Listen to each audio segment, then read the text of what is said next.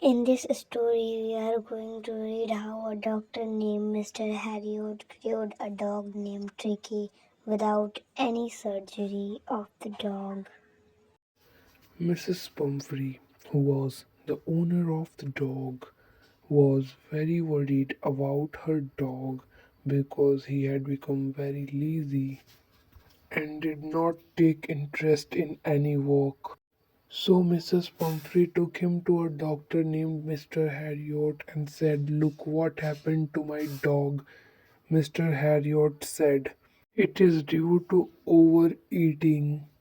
You need to cut down his food." Mrs. Pumphrey comes back after a few days and said to Mr. Harriot that now Tricky is not move and also not eating anything. Mr. Harriot said, "Now Tricky will undergo surgery." Mrs. Pumphrey was very sad, but finally he went Tricky for surgery. Mr. Harriot did nothing and kept Tricky in a corner for 2 days. Tricky did not eat anything. Mrs. Pumphrey sent many eggs, wines, and snake for him.